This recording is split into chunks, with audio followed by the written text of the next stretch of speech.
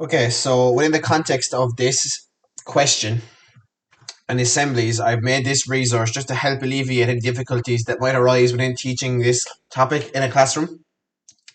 So, with regards to assemblies, what we're doing, or we could maybe be asked to create a section view of uh, artifact or object.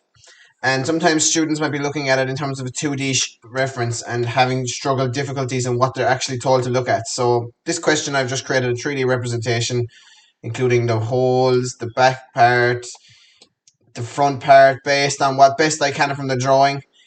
I think the drawing is supposed to reference countersink, but I was having difficulty explaining that, so I just referenced and a similar kind of object that would still explain the same situation while I was not explaining it in the context of the question.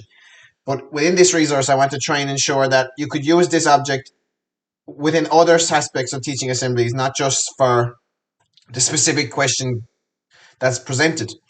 So this question I was looking at, I could look at it and go to a student where we're given this question and we're told the question that it's cut at a specific section, which means that when we're cutting through, we need to be able to understand what view we're going to get. So we're going to get a plan view. We're told that it's cutting through the section that the AA, and means that we're going to be looking directly on top. And what I've done then is I can just simply drag down, and I'll have created my plan view cut section. Now I can orientate this around for students to understand that it would be difficult, sorry, not difficult, it would be able to visualize all cut sections. And what I've done then is I've used hatching, which is included in sectioning assemblies, as a key component in order to identify the sections that are being cut directly.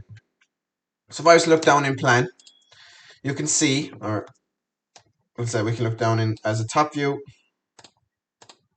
we can directly see then that the sections that are being cut by the plane are hatched in order to identify them, as opposed to the sections that are not being hatched, means that the plane is just isn't cutting through them, it's just cutting that section. Because we'll say, look at this view here, it would be a curved surface, meaning that the plane is only cutting through the top section of that surface, or the middle of the surface, but it's not cutting through this part of our surface, meaning that it still stays as if it was a cut piece.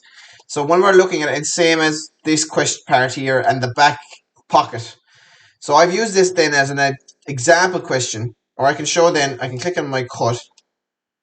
I'll expand down and I can see my sketch then shows to students that the cutting plane is going up, over and around, straight through the centers of my countersink, we'll say, or the cut circles, and up and around. So therefore, it's not just a straight clean cut through the surface, it's an altered cut.